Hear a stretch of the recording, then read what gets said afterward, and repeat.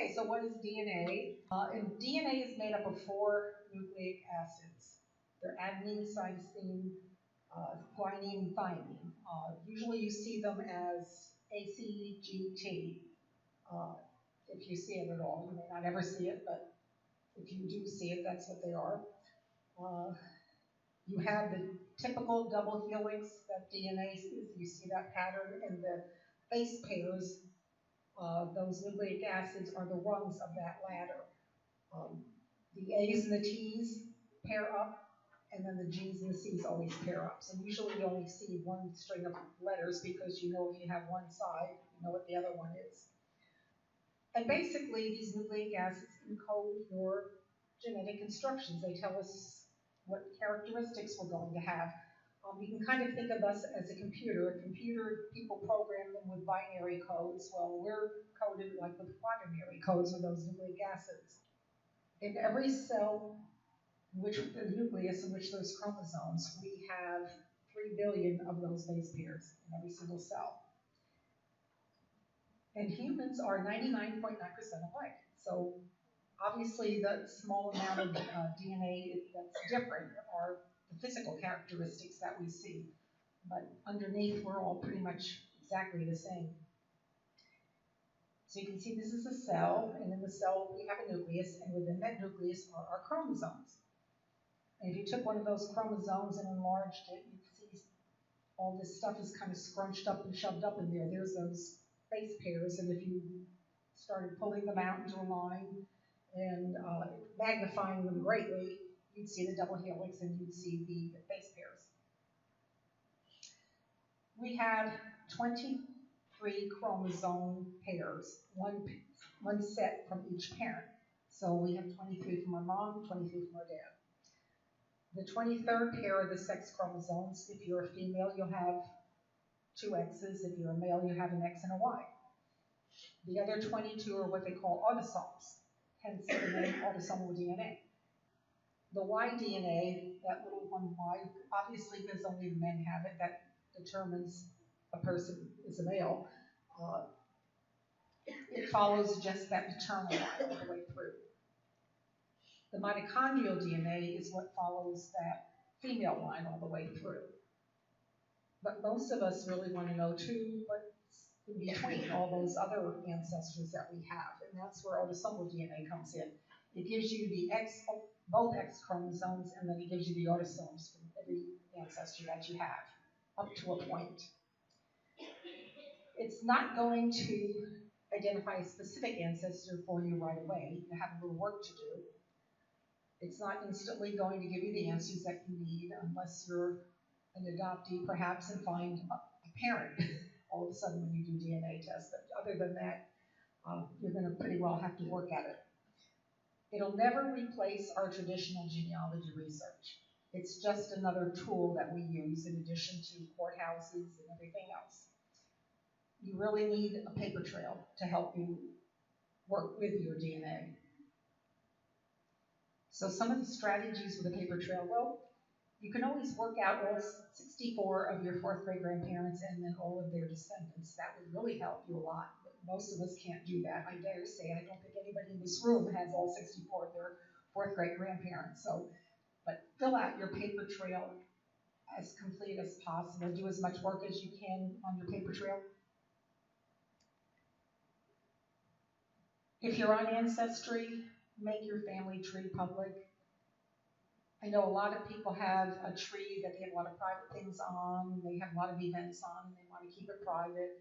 On Ancestry, you can have as many trees as you want, really. So if you're going to do DNA, make up a basic tree for DNA purposes, and just put that up. But try to make it public, because that way your matches can see your tree.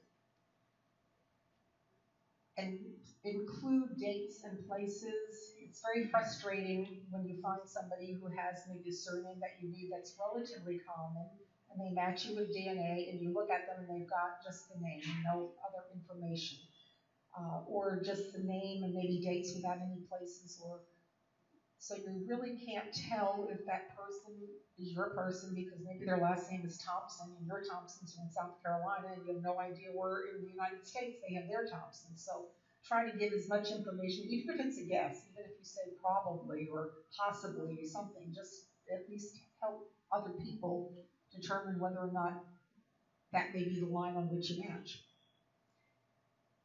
Some things autosomal DNA can do is it can confirm or refute your paper trail. So there have been people who, through DNA, have found out they were tracing the wrong ancestors, and they don't want to do that. It'll help you discover new research possibilities. You might find a clue there that will lead you down the right path. And you're definitely going to discover lots of previously unknown cousins. Most of them are going to be fourth or farther, but you'll have new cousins. And you can also, through DNA, actually identify what specific piece of DNA on the chromosome came from which ancestor. That's called mapping your chromosomes, and that's really cool that you can do that. You can find all these little pieces. This ancestor gave you that piece, this one gave you that piece. And you can kind of discover your ethnicity. It's not exactly, let's say it's not really as accurate as it could be. On the continent level, yes, it's great. If they say you're European, you're European. If they say you're African, you're African. If they say you're Asian, you're Asian. But when they try to zero down into countries, you're never going to be trading a lederhosen for a kilt, just like Ancestry says. You really don't. You can't be that accurate. In fact, there are mine three. I'm tested at all three companies, and if you can see, there's some big differences between some of those. I mean, some really huge differences, like the Scandinavian, 65% on one, and then just a little bit, 73% on the Great Britain, and then 0 on another company. So you can see where there's some trouble really determining countries. In reality, I should be about 25%, at least as far as I know, and as far as my genealogy has gotten me. I'm about a quarter British Isles. I'm about half German, and which does contain some French because of the Alsace-Lorraine area, and about a quarter Eastern European. I do have some Belgian in there too, which is kind of covered in that German area. So they've been kind of a little bit off. Autosomal DNA gives you good results from ancestors between 5 to 7 generations back. Once you get back beyond there, or as you start getting towards that 7 generations, you're going to lose some information because of recombination. During the process where the body is starting to make either the eggs or the sperm, there will be chromosomes that you have a group of them, they're going to overlap with each other during the meiosis process. We're not going to get into technical details. But you can see where the crossovers were, and you can see what results. You have pieces from the two different chromosomes there, and then they split up into 4, and those 4 things become either 4 eggs or 4 sperm, and it's just random as to which one you'll get. It's random to how they recombine, but so there's a lot of randomness in it. But that's why through every generation, these are recombining. A lot of them, some of them will recombine 2 or 3 times on one chromosome. So you're getting a lot of crossovers. Say these are your grandparents, and those are your parents. You can see they're made up of parts from each of their grandparents, 50% from each parent. And they have you, and there you are. You've got a lot of DNA from all 4. And then you have a sibling, and they're not identical.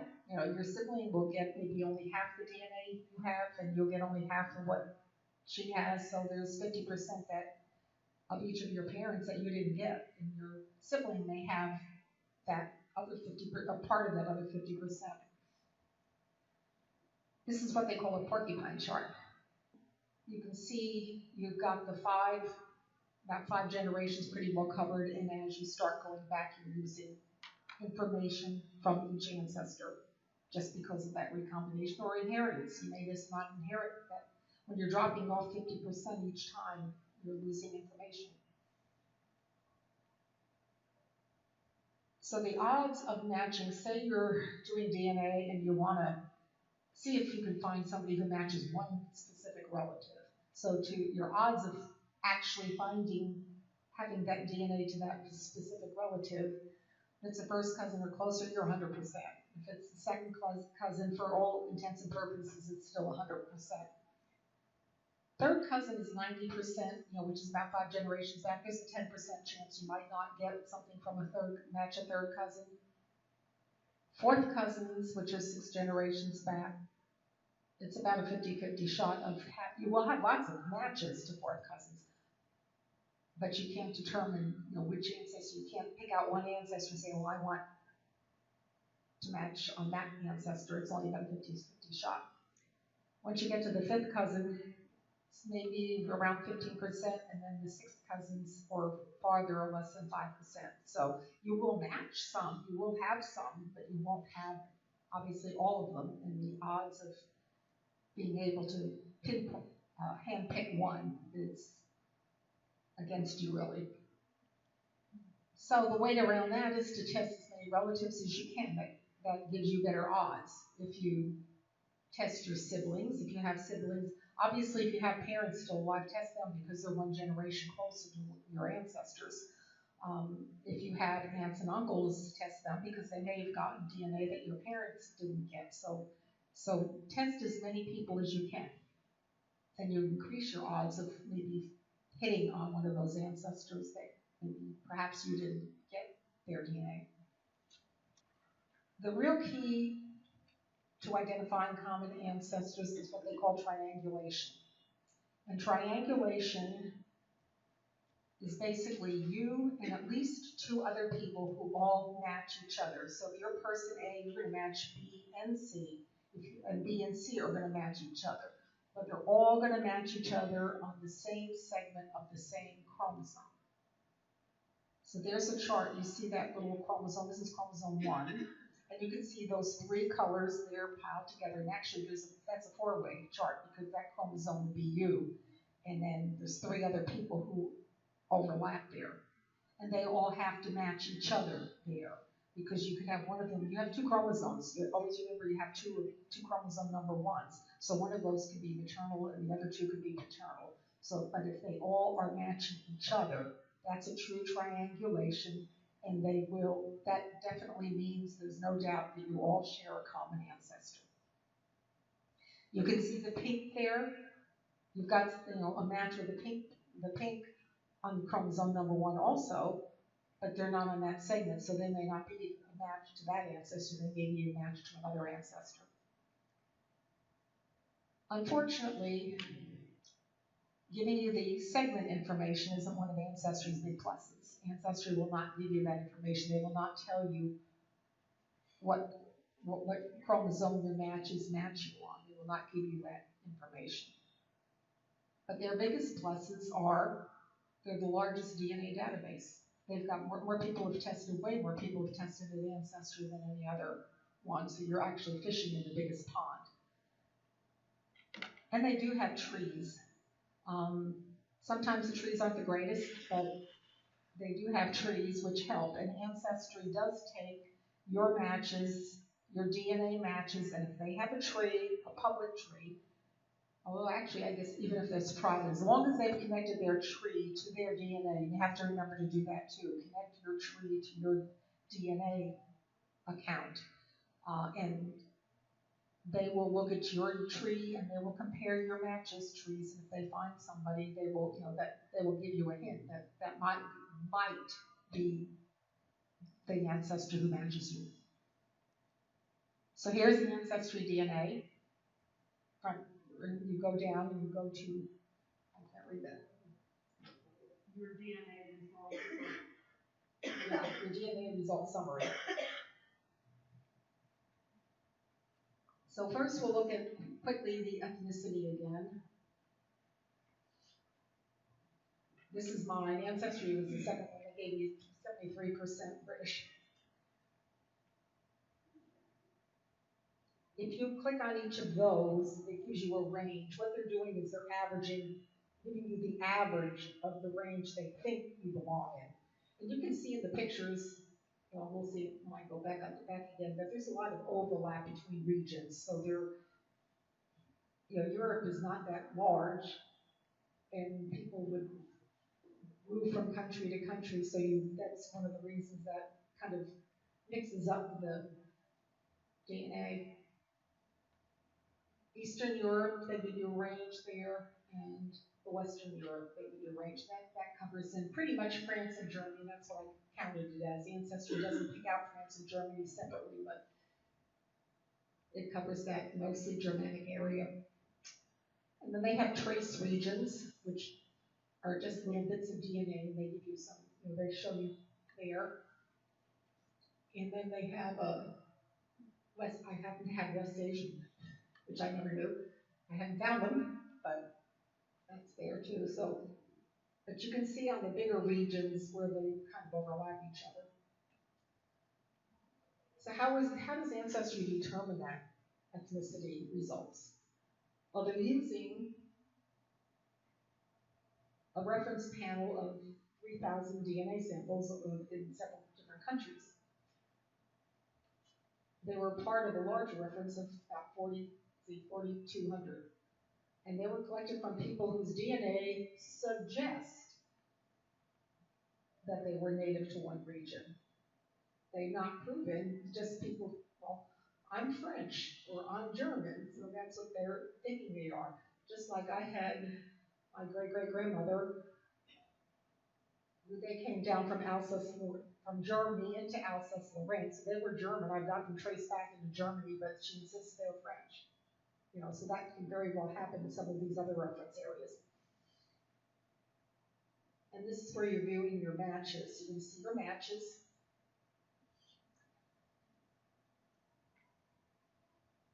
They break them down, third cousin, fourth cousin, and I think it's fourth to sixth, and they give you also a range. They're saying they think it's a third cousin, but it's probably a third or fourth.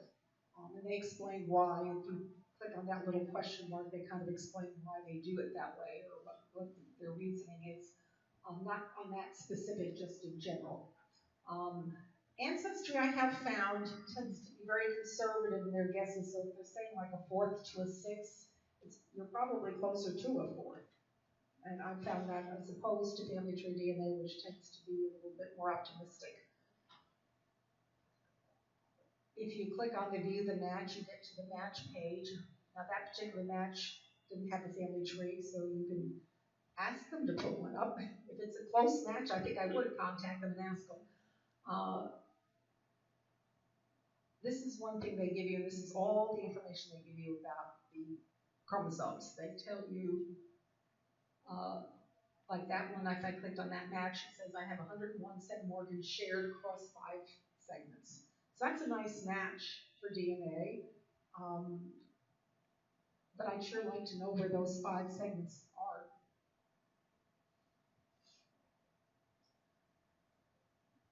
They have the shaky leaf just like they do in your family trees. That means if you see a shaky leaf there, that means that they have found somebody, that person has an identical person in their database as you do in your database. So if you click on them, you can see that one, they're saying both of you descend, and they show you how you descend from there. So they're telling me that this other person is my second cousin once removed, and that's how she descends, and that's how I descend from that same couple. And that's the lady who insists she's French. So you can see the leaf shows there. They also have on there shared surnames, so if they find the same surname in your matches, but not the same person, they will also put those shared surnames. You'll probably find, if you have Smiths or Jones, you'll probably find a lot of them. And sometimes they're totally across the country from where yours are, but sometimes it can be a clue. You can use some filters to help you, okay? So you can see that shaky leaf. If you click on that, that will only populate just the people who have that shaky leaf. So especially when you're starting, that's a good way to at least look at the people who actually have matches that match you, have matches that are in your tree. Oh, another one is the new. If you've been working with Ancestry for a while and you have looked through most of your matches and you just want to see what the new ones are, you can just click on that and that'll populate only the new ones. Same thing with the star. The star is something you can click this star, kind of a little, well, you can see the difference between I have one that's highlighted and one that's not. So you can click on it and that highlights the star. And that might be somebody that is important or that you want to remember, you found how you match, and you want to kind of highlight that person, and then you want to review them, you can just click that and that'll only show you the ones that you've starred. And you can search your matches. They have two ways of doing it. You can search on a surname, and you can search on a birthplace, or both. You can put both, fill out both. So if I have Wilkinson's in, say, Richland County, Ohio, so I might put Wilkinson and then Richland County, Ohio for the birthplace and see if anything pops up. If I don't get anything, then I might back it off a little bit and just do Wilkinson or just do Richland County and see if I get names. But that can be helpful sometimes too, especially if you're concentrating on a specific line and you want to see any matches that have that surname or even a location. If you see a lot, that means that person won't let anybody see their tree, and you have to contact them. To be perfectly honest, if it was somebody like that with a fifth to eighth cousin, I probably wouldn't even bother. I would just look at the ones that I can look at. And some people are that way; they don't want to bother with contacting, or they don't have time. So you're not helping yourself if you lock your tree.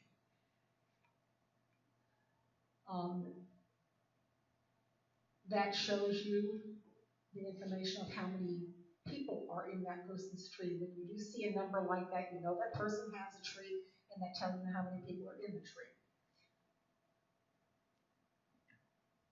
You'll see some that say no family tree.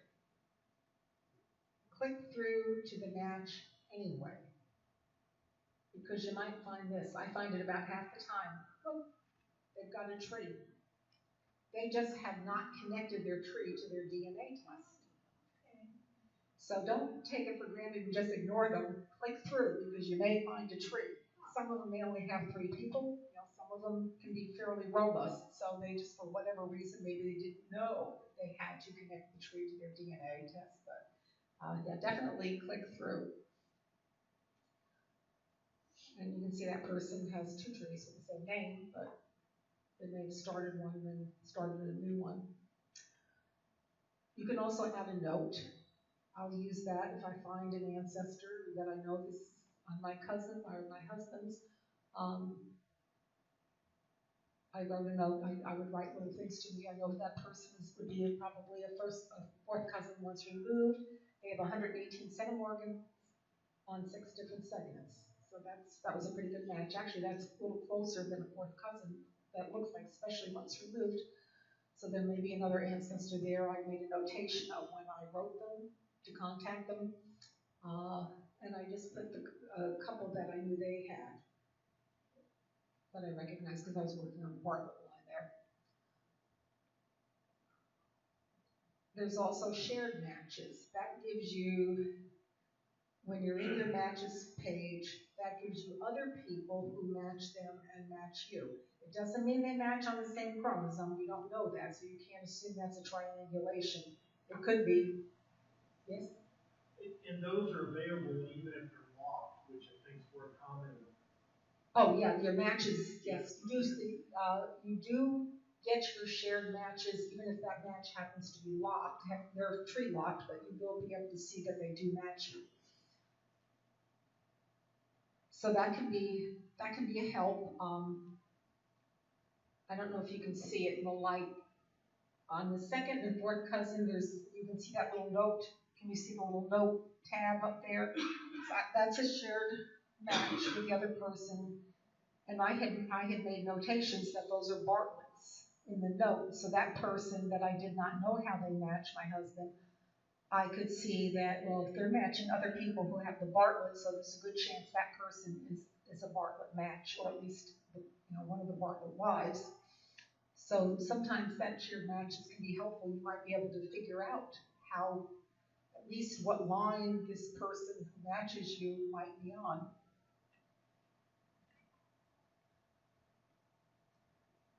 Ancestry will go down to the 6 centimorgan level. That means they will count 6 centimorgans as a match, as opposed to family tree DNA, which will only give you, I think, a 7.7 centimorgan match. Ancestry will give you 6s. They may not be really legitimate matches. Here's a table that shows you the centimorgan sizes. And this is IBD, which is identical by descent. IBS is identical by state or chance, or it could even be a population group that has similar DNA, but it's not a descent match. It's not from an ancestor. And by a 10 centimorgan, you're 99% definite that is going to be a true identical by descent. But as you weed down, by the time you get to 6, you've only got a 20% chance that is by descent, and there's an 80% chance that it's not a good match. It's a false match. So those are, Ancestry gives you results in the order of from the closest match all the way down to the lowest match, and those lowest ones will be the 6. They used to do 5.4. I'm glad they got away with that, but they do have 6s. Now, if you find somebody, if one of those 6s have a shaky leaf, that may be an indicator. It's possible that it could be a legitimate one and just so far back that it's recombined down to a small one, but I kind of ignore those unless you have lots and lots and lots of time to play with them. So what do? I talked about triangulation and the fact that Ancestry does not give you that information, the chromosome information. Well, you've got a couple choices. You can download your raw data, and to do that, back on the front page for the DNA, you go up to Settings, and you would go over here to download your raw data, and click the Get Started button. They don't make it easy for you. And then they have you enter your password, and then they will send you an email to the email address that's associated with your Ancestry account with a link, and then they're asking you, are you sure you want to do this? But they will let you download it eventually. So once you have your raw data on your computer, you can transfer it to family tree DNA because they do give you that data. In fact, that chromosome picture was from family tree DNA. However, it depends on when you've tested. If you've had your results back by somewhere around March to April of this year or earlier, you can do that. But they cut out some of the SNPs and changed some of the SNPs on which they tested, and they're not compatible anymore with family tree DNA. So if you've gotten your results back anytime after, I would say by April up to the present, you can't transfer to family tree DNA. But if you fall in the group that can, you can just go over to family tree DNA and click on DNA tests and do the autosomal transfer. And it's only $39, which is not a bad price. They are working on trying to get it compatible. I've heard they did, but they never were able to get 23andMe compatible with the new one. So I don't know if they will or not. As of a few weeks ago, it was much more extensive than you described. They had a lot of compatibility issues. So I mean, unless that's information that's updated like in the last 3 or 4 weeks, it's a long way back that they can't transfer in. Okay, because I know matches that people have had in March, I've successfully transferred. That's why I said around March. So I know I did that. You can find out, probably Google when the Ancestry changed over, but it's $39 now. Family Tree DNA right now is running a sale for $59, which isn't bad either. Or, especially if you're in the group that can't do it, you can upload to GenMatch, which is free. We're not going to go too much into GenMatch right now because we are going to cover that separately. It's a third-party tool. It's not a testing company, but it is a third-party tool to help you with your DNA results, and they accept DNA sample raw data from all three testing companies, and then I think a couple of others. To upload, you go to genmatch.com. You'd have to register, and once you do, you go to your raw DNA file uploads. Don't open your raw data before you upload it. As usually it comes condensed or compressed and zipped. That's the word I was looking for. And it will just, if you don't want to open it, just let it go, upload it, and then you can look at it. You might mention that some people's computers are automatically set to automatically decompress them when they download it. So you want to be sure to set your laptops so that they do not uncompress zip file. Okay, that's a good point. Some people's laptops or computers are made to uncompress data as soon as it's downloaded, so make sure yours isn't doing that. You go to Ancestry, and then it brings you to this page. You can actually get some detailed instructions if you feel a little uncomfortable with following along without looking at that. The name of the donor, the person who took the DNA test.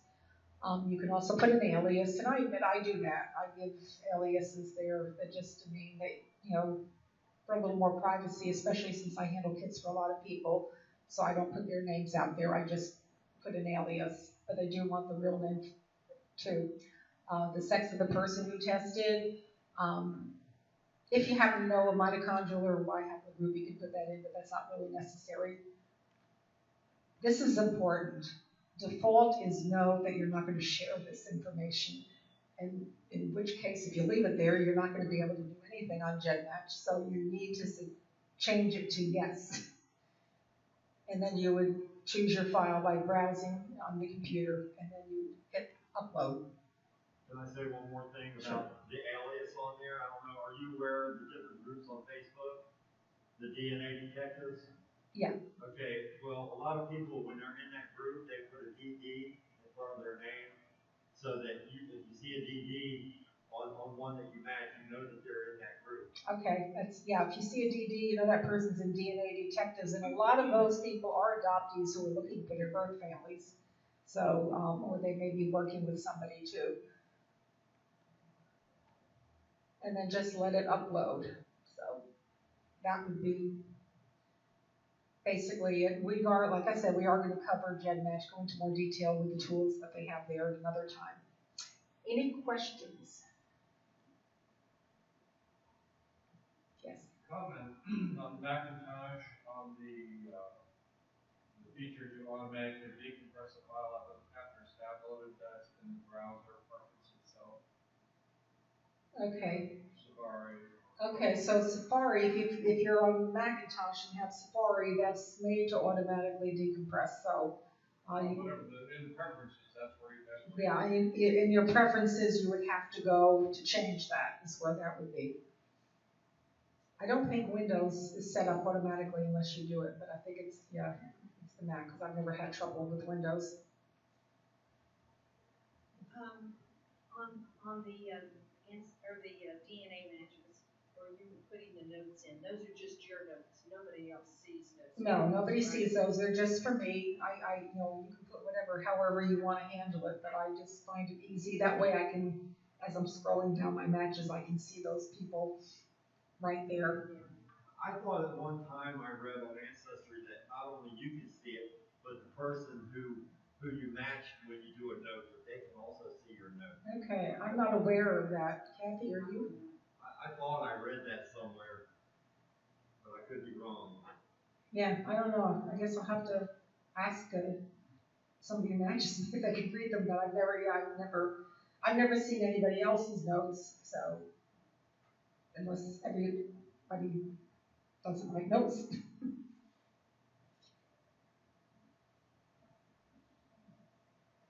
that it? No other questions? Could you talk more about triangulation? How to do it? Okay, basically, and we can do that too when we do a little bit of family tree DNA. What it is, when you do have that chromosome information that you have, I tend to work with spreadsheets. There's some other tools that will do visuals like Family Tree DNA does. Family Tree DNA has that chromosome browser, so you can pick out some people that match, and that'll show you so you can see that. But I tend to like to work with spreadsheets, and I download all the matches and I sort them by the chromosome and by the starting and ending point of that chromosome, and then and then the size or something, in there. But I sort them that way, and you can kind of look at them. You can look at numerically where they would overlap. The numbers would overlap because you have the starting and ending point. You still always have to keep into the back of your mind that you do have two chromosomes. So you've got people from both sides in your matches. And then, if I'm working with Family Tree DNA, I'm looking for the people who are in common with each other, which is kind of like the shared matches.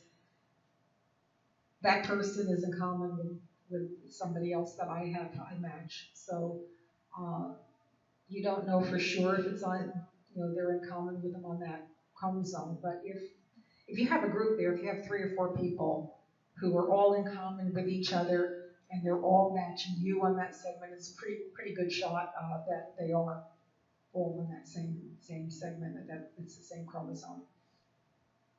I've got sort of 2 family lines going back 4 or 5 generations that in 20 years I haven't encountered anyone else doing research. What are the chances I'm going to find any DNA matches? Well, you could find DNA matches. Somebody may not have just known anything about that line. You may find them. I mean, how many generations? About well, 4 to 5 generations. 4 to 5 generations. That's close enough that you should match. You should find people that match you there, whether or not somebody tests who's from that line. It's Y-DNA, but my husband did the Y-DNA test. Now his name is White. There's 300 to 400 people in that. Not one person from his particular line is tested, so he has no matches. But so you do run into that.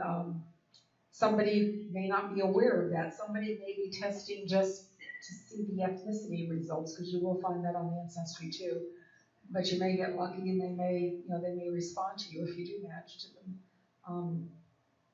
Yeah, you never know until you try.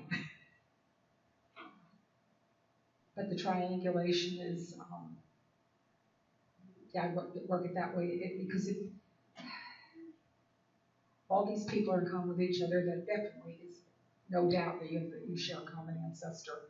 And the larger the centimorgan, the closer the common ancestor is. So you may have some people who say have 40 centimorgans that you match. Some people may only have 10. Well, the 10s probably go back a couple more generations than the 40s. So they all may not. You may have to go back farther to find the one ancestor who encompasses everybody, but you may find the ones that are a little closer, easier. Okay, sorry. My good some cousins have done some DNA tests, and they've come up with some stories and results and this and that and the other, and they're not rigorous. There's no paper trail over there. We have, for instance, a will that's been transcribed. We have no idea where the original came from. Is this information just sort of fairly worthless? Fairly worthwhile? You mean for the DNA? No, just in terms of establishing the family tree. Like a family tree, well, I would definitely be looking for the original will. If you have a transcript of it, it should tell you what county or where it was from. Nope.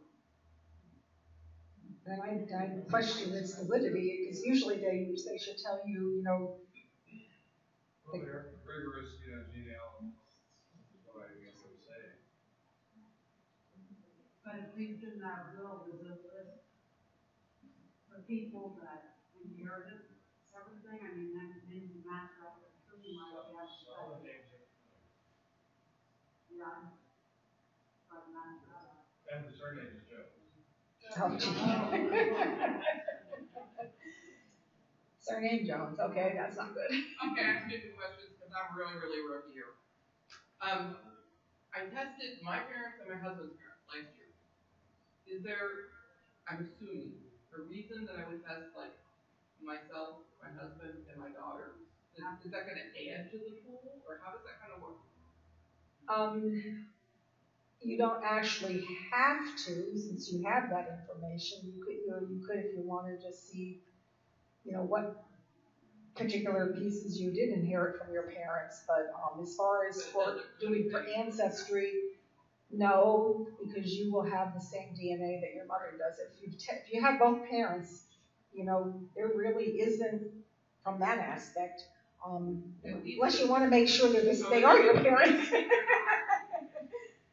But you won't get any new information. And then all those potential matches. I've had real difficulty finding the connection with some of them, and sometimes they're just there, and then suddenly they're not there. They disappear. Is it possible that it's just not a match, and like Ancestry goes, "Oops, we made a mistake"? They did that back a little while ago because they refined their matches, because I had some that disappeared because they've I guess figured out they were too small a segment, so they did disappear. Some people maybe they came only for the ethnicity results and they then deleted their account. I don't know, so that's a possibility too. And I have people who changed their names. That's on Family Tree DNA more, but I've got people, all of a sudden these people aren't there anymore, and they were good matches. It's like, okay, and then I can kind of figure out they've changed their name to something else. So.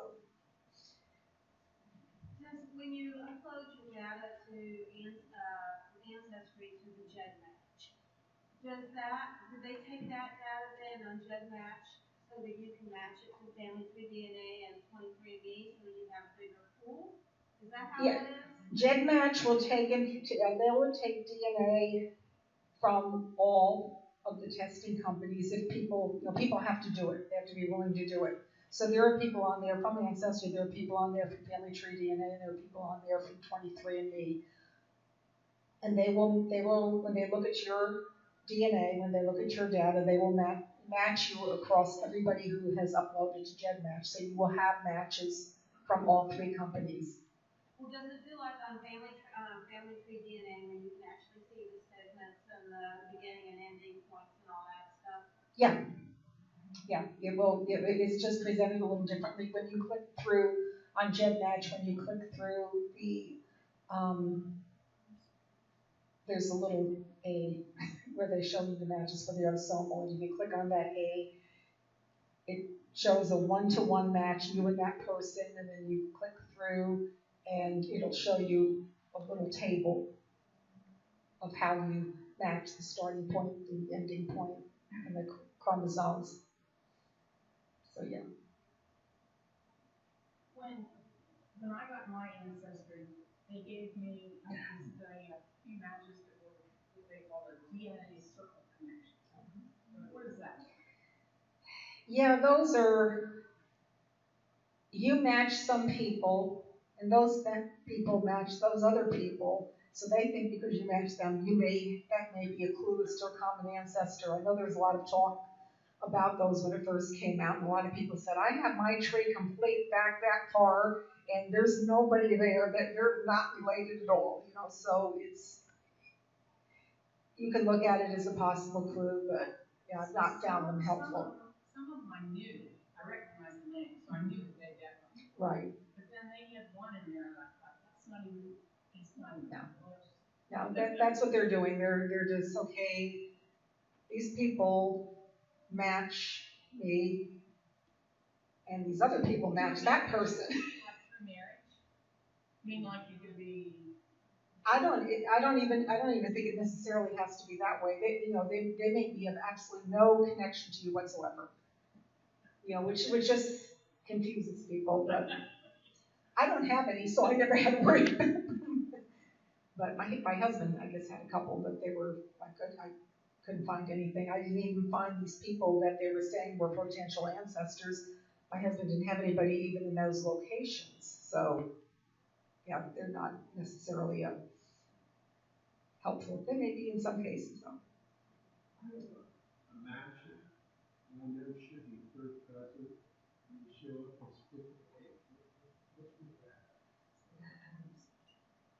You may have less DNA you share with him than a typical third cousin match, the total amount of DNA, which might put him into one that looks like he's farther away than he really is. Yeah, totally due to recombination. Yeah. It's very random. So I'm sure they are your third cousin.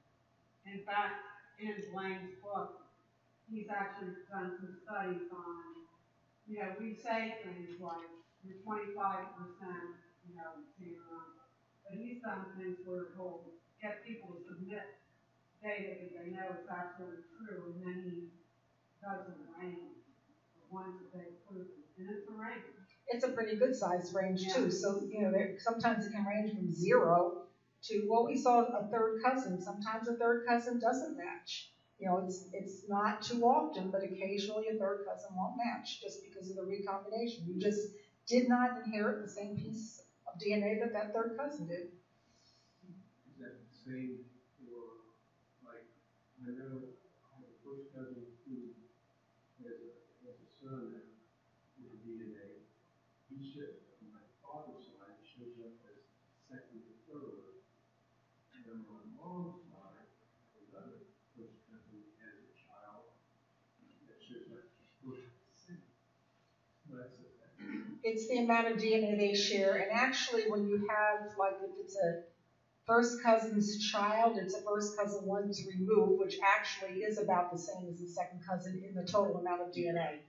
So that's probably why it's going that way.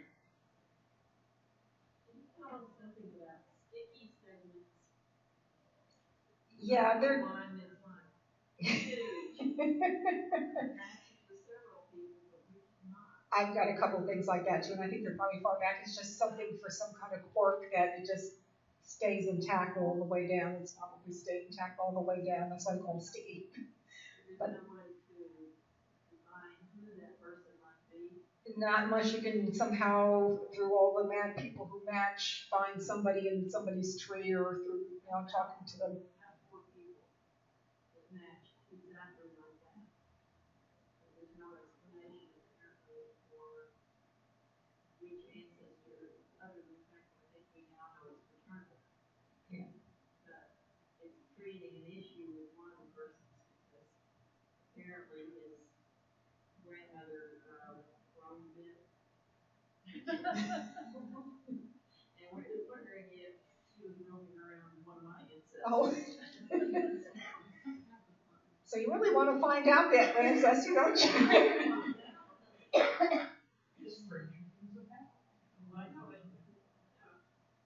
That's what we've got is this huge segment on 19.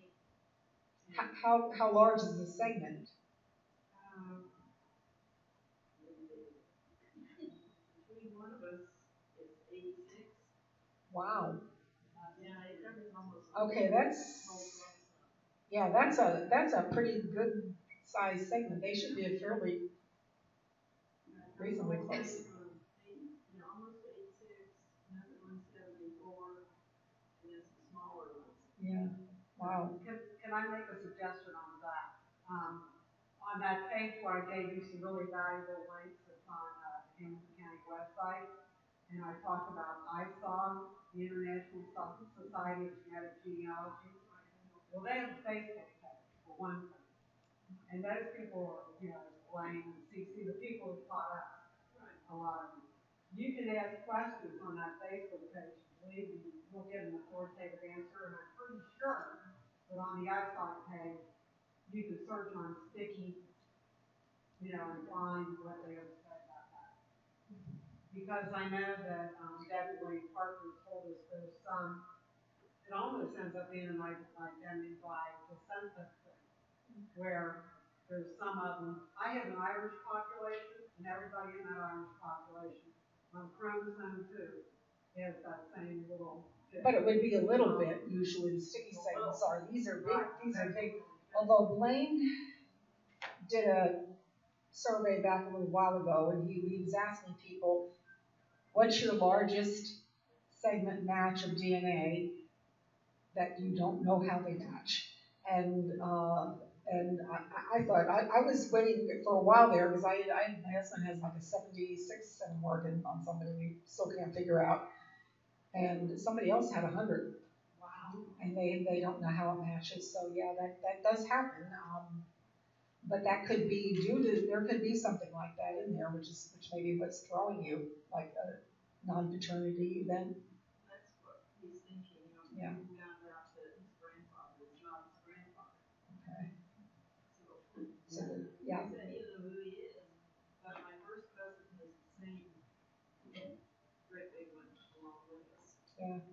That's interesting. Yeah, keep working at it. Yeah, but I just didn't quite know how to explain the sticky part. Yeah. Why isn't it broken up, or was it never intended to, or is it going to, or has it? Chances are it was a little closer. You know, how far back are you talking that it might be just that if there is a relationship, how far back would those people be? You know, how many generations would they be, like a second cousin? I think Ancestry says third cousin. Okay, so you could have a fairly large size. It's not, segment that big. That's not that unusual for like a close. That's a little bit closer cousin. My husband's got some fourth cousins that he's got 60 centimorphic matches. So. A couple comments. The example you just gave of the gentleman back in the corner too, I think it's much more likely that's an endogamous relationship in there that's masking and creating that confusion. You might want to explain that for a couple minutes, because people are going to run into that left and right, and a lot of people are in positive results. The other thing too, the lady was asking about DNA circles. Call me a conspiracy theorist. I administer for about 10 different family members the DNA. And so I've seen DNA circles about a dozen, 15 times, and without faith, there's Mormons in the group. There's LDS church members. So I really think there's something going on there that they're fishing for helping the LDS population. Every time there's LDS church members, there's clues in there that there are in those DNA circles. That's interesting. I didn't notice that because I don't pay that much attention to the circles. An endogamous population, that can be where people show up as being a closer match than they really are, because it's a population in which people intermarried a lot. The Jewish population is very endogamous. A lot of Jews would marry Jews, and because it was a smaller community, you had a lot of close marriages.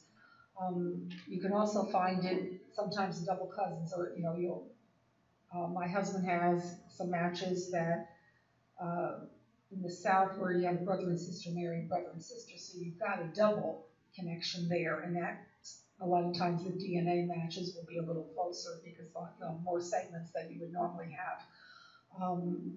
Some of these South Seas islands and things like that are endogamous populations just because there's not that many. Early New England can be also, but then they're so far back too that a lot of those would have dropped off.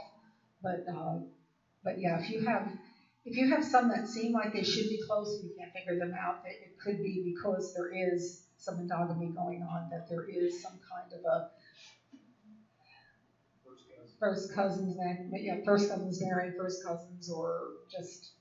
And that was really common even 1850, 1860. If you've got ancestors that were in the U.S. as recently as then, first cousins are married first cousins quite a bit, and that's going to deflate how close it seems to be, because you've got redundant duplicate DNA. Yeah, you've got double ones. So you're double cousins. You're gonna wind up with matches. Yeah, you're gonna get more DNA from them. So. Could you talk about live DNA and non-paternal events? I have my brother was tested and he doesn't match anybody in the surname group, which could mean there just haven't been many of those folks tested. But he does match people from another surname group, multiple people. So how do we assume or ferret that out? Could you paraphrase that? You couldn't hear that. Okay, she's asking about the Y DNA and the non-paternity event. If you are in a surname project and you're not matching anybody in that surname, but then you're matching other people in a different surname, how close are the matches to the different surname? I haven't. Okay, because if they're down where they're real, where they're pretty close, or if they're distant, like my husband doesn't match anybody in the white, and I know I've traced his whites back, and I know that that particular line is not in, at least in the database in the Y DNA test. He has 2 matches, but they have genetic distance of like 7 or something like that. So they're not. They don't really match within a really close time frame, maybe a few hundred years back. So it could be that way with your and he matches only 2 people, and both of those are different surnames. So I think they're just kind of they could be the ones who were whites that changed, or whatever. He may have that name somewhere back, but haven't gotten that back that far. So that could be it. So look for the genetic difference. If it's down like at a 0 or a 1, then that, on more than one of them, then that might be the surname he should be. How many segments? Yeah, I haven't. It was 12, 25. Oh, yeah, the test, the 30s, yeah. Yeah. How many markers, yeah. So many seem to only test at 37. Yeah. And a lot of the 37s, if he tests at 67, a lot of the 37s may fall off. And they may show up, there are a whole lot of genetic distances, and then not be there. So that I wouldn't say 100% without really seeing what he has, what the genetic distance is, and what the test results speak is like. But if you do, when they did the 12, it's like my husband got all these, like all these different names, and then, by the time they got to the 25, because I did the 37 first, so they come in at 12, and they show you the 25s, and then, so most of the 12s dropped off, and then most of the 25s dropped off, and got down to almost nothing. So, any other questions? Do you mind? Just so I don't miss it.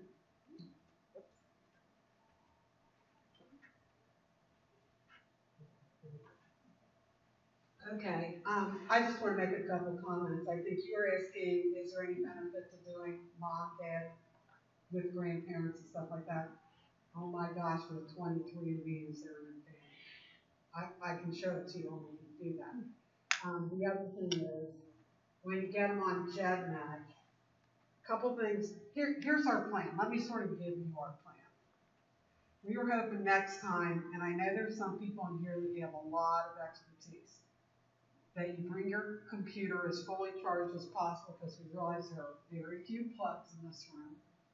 We can bring a few strip plugs and work with each other and ask questions. We'll try to find somebody that is familiar with what you're trying to get the answer with. Just sort of play, very informative. That's January 31st, no lecture at all. Come, don't come. February 14th, how many people in here have done 23andMe? It's probably a very small group. Yeah, okay, we had like 3 the last time. We'll put it out there. How many of you have done FTDNA? Okay, so that's a good size group. We'll start with that. On the 14th, we're going to do a thing similar to this and discuss FTDNA first and how to use it. And if there's a 23andMe group, maybe I'll go off with them and talk about that, or if you're interested in doing that at some point. And by the way, if you haven't tested or you're thinking of testing with other companies, everybody's got these fantastic sales. And some of them end tomorrow night. So yeah, Ancestry ends tomorrow night. Family tree DNA is going to the 30th. Oh, okay. And then, just so you know what our next thing is, we're thinking, all right, that's February 14th, it's FTDNA and 23andMe. The next one, we're going to do GenMatch.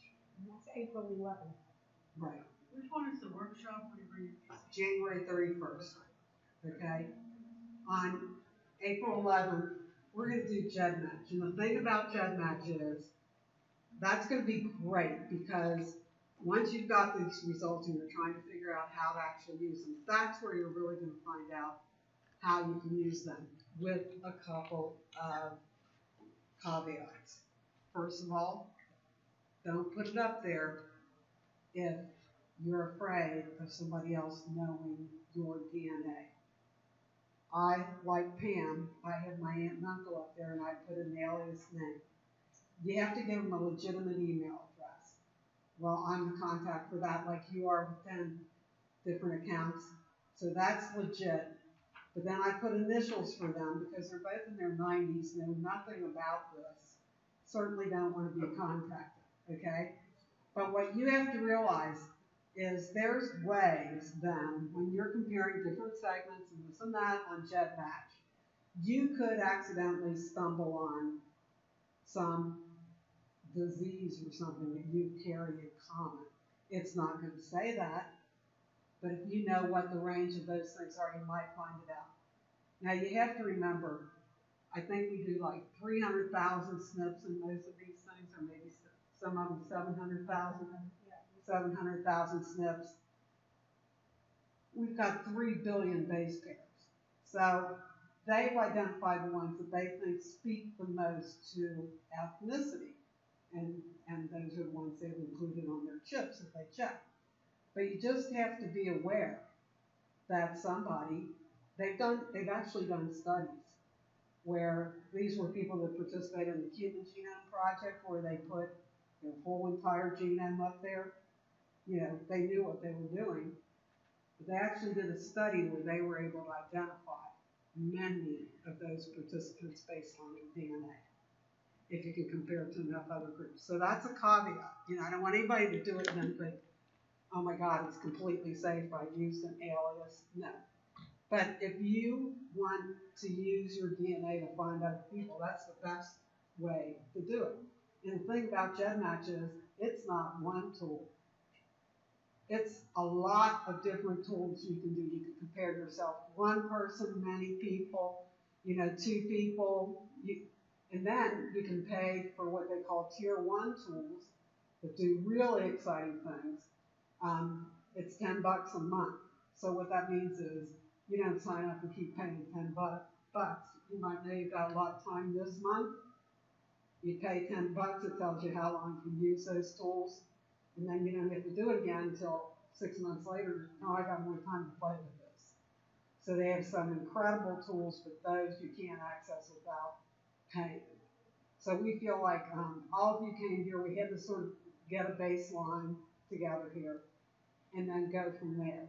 And there's a lot of expertise here, I know there is. So we're going to be helping each other out. And then Pam mentioned, oh my gosh, there are some incredible third-party tools. We won't get to them this year, really. Some of them are so complex, but you won't believe what you can do with them. You know, and it can be really great. So the other thing is, I wanted to take a minute to have some people here that have used Ancestry DNA and have found cousins to tell us about their success. Yes. I just came back from a trip to Texas where I met my new cousins with that DNA. I find cousins all the time. I got over 100 on my Facebook. Yeah, and you have to have, as you said, people that are willing to test. And I told Pam and I have taken these grip courses, they're week-long courses in Pittsburgh. We took the advanced one this past summer. After the first summer, when we took the introductory one, I came home and said, well, I can forget this DNA because here's what I figured out. You have to test everybody. Like one lady who I even matched said, I won't even talk to you until you have a cousin on each side of your family tested. Because it was going to be too broad to try to figure it out. It was one of the people in our class, as a matter of fact. She's an expert and was like, I'm not messing with this till you get more. Well, I don't know about you, but in that case, that means guess who's buying the kits? I can get cousins to do it, but they're not paying for it. Okay, so we've had a couple of people with good success. What have you? Yeah, second cousin, that I never met, he lived in Florida, well, my uncle, great uncle, had moved to Florida a long time ago. And, he went to town, had to find his village and his great grandpa.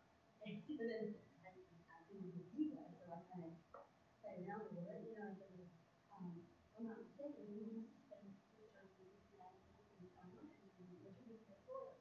3 days later, well, yes. And, let's see, well, he likes to smoke cigars, well, 3 days later, well, yes. Okay, and then I said, well, we're talking about, a relative who Gary spent time speaking butterflies, and then it was hilarious. 3 days later, well, yes! It was hilarious. It was really good. He just thought I didn't know. Yeah, I've had really good luck identifying the third cousin and the fifth cousin. The fifth cousin lives right here in Westchester. The third cousin grew up in Bellevue, Kentucky, has lived in Florida for the last 30 years. But we even went on vacation together. Like, I've become very, very close to her. So I know it works. Who else has had good luck? Yeah. My mother, my twin sister and I got a lady in California emailed us, and she had records from my great grandmother for birth certificate and stuff in German. And she sent it to my mom. My mom said, just send it to me. You don't have to repeat it for all 3 of us and stuff. Oh, wow. From California. Who else has had good luck? Yeah. Sure. Who else has had good luck? Yeah. I was able to help some other people. Not so much helping me, because I've got a lot. My family has been on the west side. And I think I'm related to the west side of Cincinnati. And so there were other people that had moved to other areas of the country that they connected to me through that. So that really Yeah, you can get some cool stuff. Yeah. You know, you find people that you match and you try to write to them, they don't always write back. Right. But one of the things I've done is put my blog address on my contact, and I've had them do the blog, and then Yeah. Wow. Mary Ann has the coolest. See, I had envy of her blog because anybody that knows me knows that I have this thing about doing the footnotes and the citations. I hate it. I could write all day long, like, I draw the line there. Mary Ann's blog, you know, it cites everything. It's like, ugh. You know, but it's it takes amazing. long to do the citations. It does, for sure. Yeah. Do you by any chance plan on doing a workshop for that Promethease website? Promethease. Okay, we can talk about that. For those of you that don't know what Promethease is, 23andMe, we talked about this a little bit, used to do health reports. And then the FDA sort of shut that down. I thought they were great. You know, I really did. The FDA said you do not offer a health report on anything that you can't absolutely prove. So they spent a year and a half working with the FDA. They still are. And as they can prove certain things are very, very simple. They're what we call Mendelian diseases. So if you've got a cystic fibrosis gene and you pair up with somebody with a cystic fibrosis mutation, you're going to get cystic fibrosis. There's no doubt. So there's things like that that they could get permission for, and they're adding more and more health results. It's very minimal. Now, we're not going to be stopped, right? So what a lot of people do is they take their raw data, they go to this site called Promethease, Promethease. They upload their raw data, and what that is, think of it as a database of every mutation they know about and what it does. So let's say I'm a scientist, like one of the things I have is something called factor V mutation. Okay. Somebody that's done some research on factor V ligand knows what that does. They all submit them to this particular database. And then what you do is you compare your DNA to their database. It doesn't in any way make a diagnosis. All it does is say, if you've got this variant, here's some research that's been done, and this is what we found. $5. Did I care? No. I mean, I just, because I'd already done 23andMe, which to me was, much more helpful. But since then, I'm going to tell you this. I was offered the opportunity because I tried to get a human genome test and went through like, oh my gosh, what you had to do to get in, take all these tests, you had to get 100%. If you didn't, it was like, go back, study this, do it again. I got approved and then they said, we have no grant money, so we can't do you right now. But we will keep you in our database.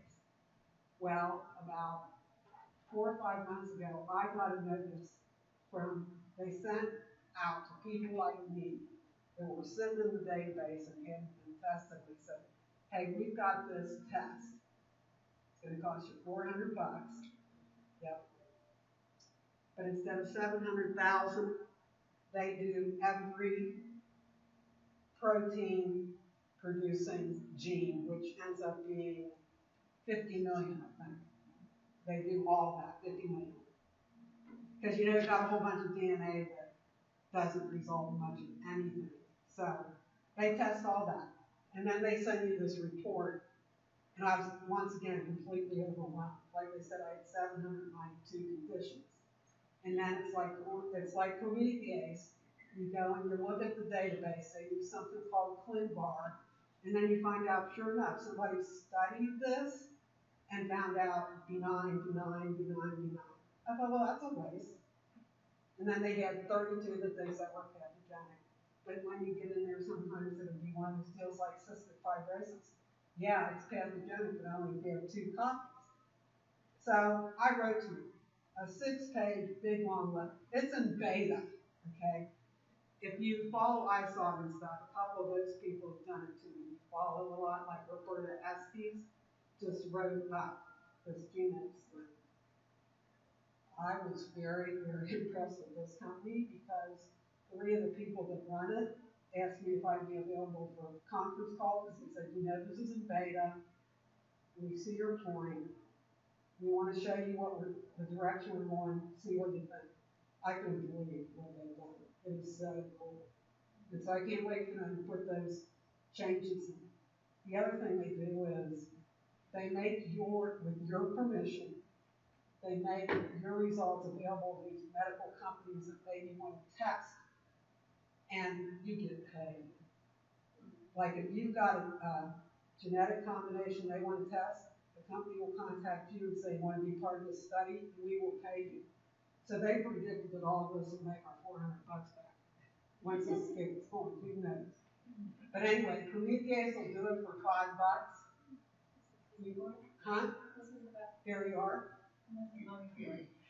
Okay, so talk to Kathy. You can. I have no idea what it means. it's pretty overwhelming. Yeah, you gotta sit down and look at it, but I have it in my spare time. And they always say to you, have hypochondria. If you're like those tendencies. That's all my kids. I do mine, but I'm not to my husband's because he'll be dying of everything. That's right. Before he even knows what it is. That's true. Yes. Sure. Promethease.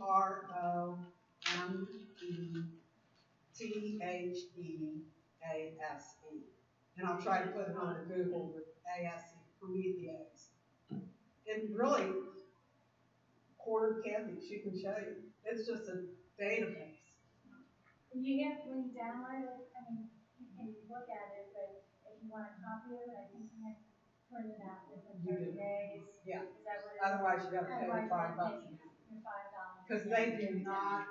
The good news is they do not keep it on their website. So I mean, it's up there, so you can look at it on the computer for 30 days. If you want a hard copy, you have to download it within that 30 days, and then it, I don't know, it's kind of neat something what her I should have light blue and hazel eyes, and I do have blue, and my kids all have green eyes. So I said, this is why you have green eyes. See, you really are my kids. Yes, they really are. The other thing I forgot to mention, after we get through I know we want to do Match. I want to do my favorite ethnicity talk. I told the first night I was there. because I love it and explains exactly what Pam was explaining. You saw Pam's results. How can you be 65% and 0% Scandinavian? Well, I've got a talk that explains that. It's one of my favorite talks. So I'm hoping maybe by the end of this calendar, June or whatever, we can get through that. We want to do Y DNA, we want to do mitochondrial DNA, and then we really want to get to the tough stuff. That's the cool stuff that we'll have to work on. What the practice of. So anyway, I think it can get to be really exciting. They have this common place to start. So does anybody else have any questions, comments, or anything? Have you done the autosomal DNA for some one of those websites where they say that you'll extract the Y DNA and give you I think even 23andMe, some of them have enough that they can identify a haplotype. I'm not real familiar with that. I think 23andMe does that on their chip. Yeah. So, but again, you can get on iSolve. Get on that. I think that's where I saw it said if you went to some website, you could download and you upload your raw data and it would give you the. Yeah, and they'll tell you where that is. New tools are coming out every day, so we can't even keep up. Yes. I have one first cousin, and she's in Fort Helen. I have I have some first cousins, once removed, and second cousins who have done this DNA. Should I, send my first cousin a kit? When I was about asking her, when we took those courses, they did a whole thing on the ethics of the whole thing. And the one thing they said for sure, don't ever try to sneak. And I know that, but I mean, now, I'm going to give you my own caveat. I told you I tested my aunt and uncle. They were in their 90s. They agreed to it. Do you think they had any idea what I was talking about? I almost felt guilty, except that their daughters were there in both cases, so they knew what I was doing. But like, for instance, my uncle, when I approached him, said, well, I don't know why you need that, because like the VA has all my blood. Now, do you think, I think for 1 minute, he knew what he was giving me permission to do? But his daughter was there, and she happened to be married to a police officer, and she goes, wait a minute. You want his DNA? Who can get it, blah, blah, blah. I actually felt very much better about being challenged. At the same time, I looked online, my hand worked for it. No idea. So they got to her husband does, he's fine. Yeah. But I don't know, but since we I already tried have to the get deadline over here, do you think it is something I should, I don't know, they keep, like I said, I decided this was not for me because it was going to test. But the more you test, the more all these tools work. If they're a cousin, their parents, the line they're from, their cousin, the line they're from, will have DNA that perhaps your grandfather didn't have. It was simply that a grandfather or grandmother is where the first cousin would come from. Because the first cousin, the parents are siblings, and then you have the grandparents. This is my aunt's daughter. Yeah. Okay, your aunt's story. So your aunt might have had DNA from her parents that your side didn't get. So that cousin, that daughter, may get that. So I would, it certainly could be helpful to you. It may have one of those lines that you didn't get the DNA for. So, and certainly if she's an older person, that's more valuable than testing her children. She's my age, so she's not old. Well, okay. The way you made it sound like she was,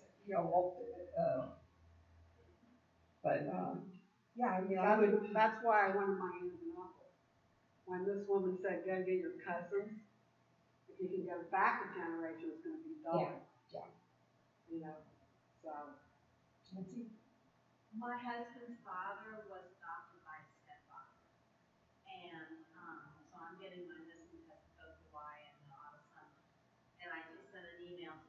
aunt who is her father's half sister and asking her if she would be able to let me test her. Because I think that that would be interesting to be able to see if I can tell what part of his DNA comes from his grandmother, because there should be some matches there, but on his grandfather, who was his step-grandfather, there wouldn't be any matches. But I don't have anybody on my husband's mother's side yet. But I mean, there's a couple that are living, and I might ask them, but they both be his mother's sisters, so that would help me at all. If they're his other sisters would be helpful, because they would share at least 50% of the mother's DNA. And if there's more than one, there'd be overlap too, so you can have a better picture of what his mother might have had. But yeah, that is a good idea, doing the half sister, yeah, because that'll, right there, it'll tell you if you have a match, that he has a match, he knows what side it's on.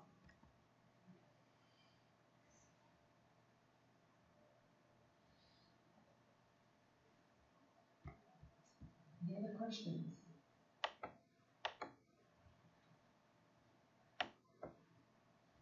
Okay, well, thank you guys for coming. Oh, we need help.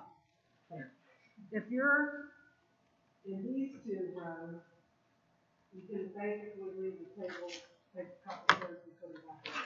If you're in any further back, we need the table, fold it up and put everything on all the chairs in one day. Thank you so much.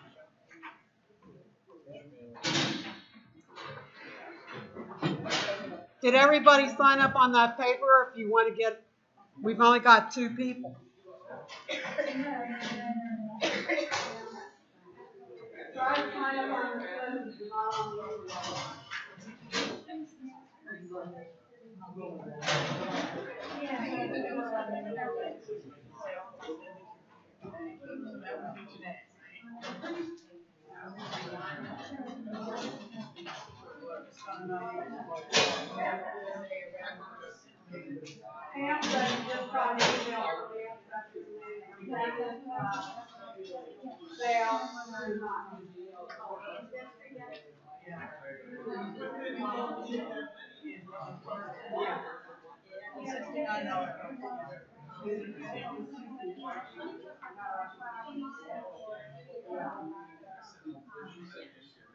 You want to stack it square table? Huh? Yeah.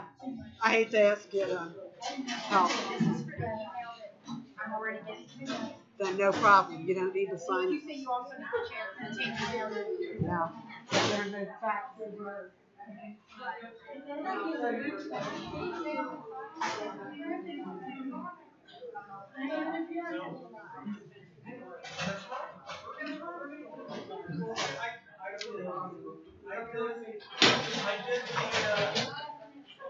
I need help. You need help? Yes. Come next time, we'll help you. On January 31st, too. Yes. We'll help you. I recognize your name. I've got you on the list. Well, didn't we have dinner together? Who knows? We may have. I just found out I have coffee with this guy, and I forgot. Oh. So no telling. Yeah. So see, next time I'm going to come to the right side. Huh? Yeah. Or the left side, shall I say. And not on Wednesday. And not on Wednesday. Right. Are there any more handouts that you were There were no handouts. No handouts? Except online. Okay. You need, are you a member of the Hamilton County Yeah. site? Go there. Go down to where it says interest groups. Okay. Then click on DNA interest group. There's a permanent link there. And Okay. since you'll be getting things from the Google groups too that'll have information too. All right. Okay. I want to try to stop this thing pretty limit. After you say the button, I have to do this before. I have taped entire things and lost them at this stage. Oh. So hang on. Yes. One time I brought my daughter down to Columbus, did a fantastic talk, and I lost the whole thing. Oh no. Yeah. Yeah.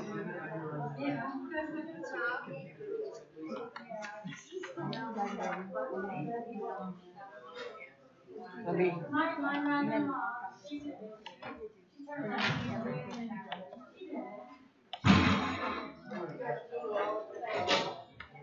sorry, John. You're fine. Okay. I'll see I think you Thursday probably. probably. I'll be down. Okay, So now sounds I good. have more than enough Go reason. wait a minute. Go order a kit A kid. to be tested. Well, I just did 111 from Family Tree. That's why. Now you got to do autosomal. And it's way Well, I know. It's But way see, I cheaper. can only afford to do one, One at a time.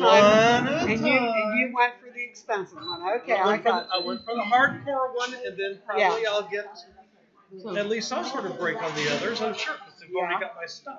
Yeah. Okay. Yeah. So It's that- different that though. was my It's question. different because haven't done Y it. is totally different than the other. Yes, 22. I know that. I know that. Yeah. Okay. So But see, I want that way back to Okay. Thomas Graves All right. in Roanoke, Virginia. Okay. Sometime I'll bring you. Yes. I have one like that. 5 families you join together. Okay. and So where do I start? We haven't done it yet. have you done the test at all? No. So Get an ancestry test tonight. Go home to Ancestry. Well, do you have an Ancestry account? yeah. Okay, because otherwise you can't pull the stuff up permanently unless you have an account. Okay. If not that, go to FTDNA. They're 59.com. $59. Get it while they're on sale. So, but do I want autosomal? Do I want Y? Good question. TSR? Let me tell you this. 76? Ancestry only has autosomal. Yeah, I know. 23andMe only autosomal. And if it says Family Finder, that's autosomal. Okay. You want an autosomal test. You want autosomal. Yeah. Why autosomal versus mitochondrial? See, you weren't here the last time. No, because I didn't know about it last time. I know. See, we found out over coffee. The reason is, let me see if I can find this real quick. Okay. I'm gonna show you exactly if I can find this file. DNA slides. See, if you don't know this about me, I cannot do this and do that at the same time. But I'm gonna. No. Okay, DNA slides.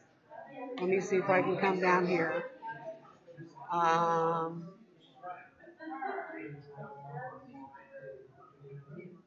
I know it's in here. I think. See, I've got all these things from all these things. I guess I'd have to bring up the talk because I don't see it. I know how to get it, but I have to go someplace else now. A little more complex. PowerPoints. Because I want to show you this. It's very dramatic when you see this. No lie. Well, having been a theater major, I'm all for the drama. This is dramatic. Diseases of learning, DNA and Columbus, laptop, DNA and genealogy. Whoops, come on. Why does it keep wanting to go there? All right. DNA and genealogy. Let me see if this one will have it. I'm hoping. Okay, well, I'm waiting to see if that comes up. Okay, let me look. I think there's a slide in here. There it is. Yay. Okay, this is my family tree. My family is a perfect example of why you want autosomal. Okay, if you look on the red ones, coming down, daughter, Yeah. they're all German. Okay. It's a completely German line. Okay. You go down my dad's side, the one that's sort of a purple, Mm-hmm. they're all English. Okay. Completely English. So if I do mitochondrial, I'm going to get all German. If I do that side, I'm going to get all Irish. English. All English. You see all that green stuff in the middle? Yeah. They all married Irish people. Okay. it wouldn't show up anywhere. That's very true. So that's why you see all these screens, like here's a English married Irish, German married Irish, you know, and you go along here. All these Irish people, which is a large part of my ethnicity, would never show up if I only did that. That's why. Okay. So if I'm trying to get back to Scott. And so my thought is, I was going to say they have airplanes that go there. No. the male, follow the male line? No. Have a son of a son? No. Son? Only if you have a paper trail that shows it goes son to son. Yes, I do. That might work. It's not going to give you ethnicity. They don't even read. It might work. It might work. But Get Pam's opinion on that. The one that gave the talk. Yes, I'm just trying to figure out what's it's McDonald's. It's like stating Smith. Yeah, paper trail. That's what you need. Well, I've I'm got not, that. But so then, you know, you should have it all documented. Okay. But I don't know where they came from. Got it. And that's a little tricky.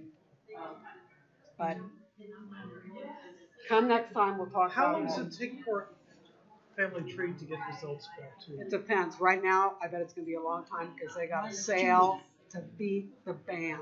I just got it back in 2 weeks. That's amazing. That was just before the sale.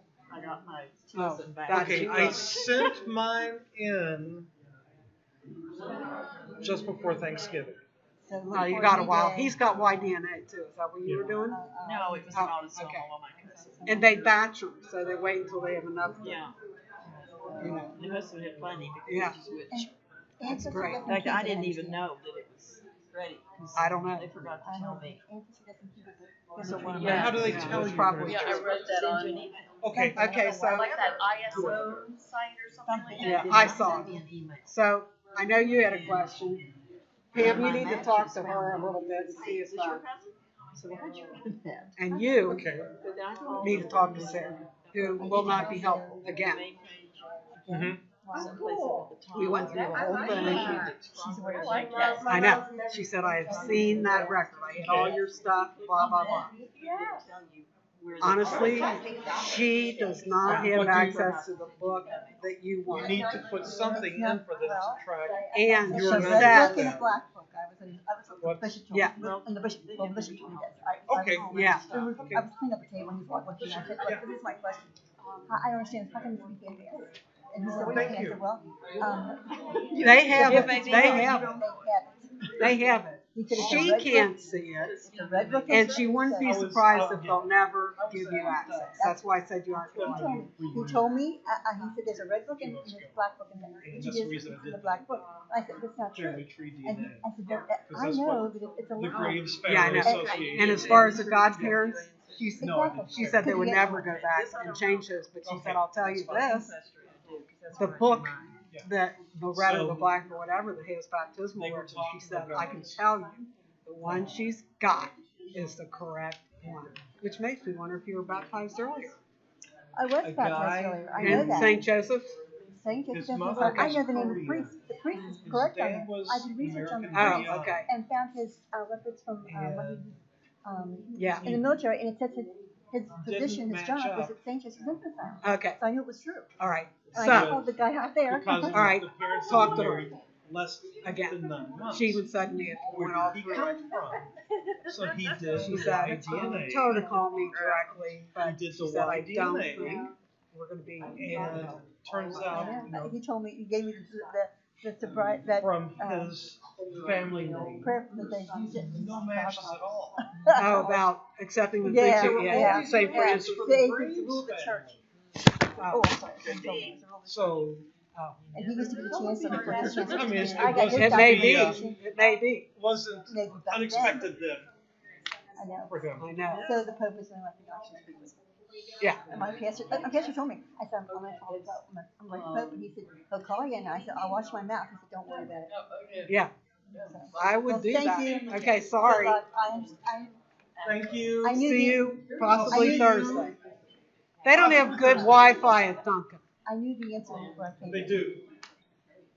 if the bishop wouldn't have been there for the I don't know. I'll bring my Well, computer. yeah, that's Oh, true. you're using one of those fancy tools, aren't you? Thank Or you. you made It's Gedmatch. spreadsheets? It's Gedmatch. I Oh, don't even that's know how to make Gedmatch? a spreadsheet. I don't either. That's a huge match. Oh my God. Isn't that amazing? That's why I was asking about. Oh Sneaky. yeah. Oh. This guy, Wayne, this is his brother, and let's see, yeah, those two are siblings. This guy refuses to even talk to us. But you got And this his is DNA. my That's first what's cousin. interesting. And you can't find this guy, but you've got his DNA. I mean, he won't talk to you, but he gave his DNA. Oh, he did a test. He gets on Ancestry every day, but he will not talk to us. He won't answer emails. So he did this on Gedmatch. Yeah. So he had to load it on there. Yeah. Right. And they say when if you're using Gedmatch, they pretty much imply you have to be willing to leave. Right. You know, you have to supply a legitimate email address and all that kind of Yeah, stuff. but that doesn't mean you have to answer it just because it's legit. I know, but I mean that's the intent of the thing. Yeah, okay, so but you know how had many of these do you know who they are? Well, Wayne. I mean, he's Yeah. on here 3 times. Oh, you know why that is? Because he tested with all different companies. Yeah. And then this is one of his brothers, and the others. Of course, this is my first cousin here. And the odd part is, who's Wayne to you? What is he to you? That's a good question. He appears to be a third cousin, but he's the one who doesn't know who he is because he tested a Y test and found out that his grandfather was not his grandfather.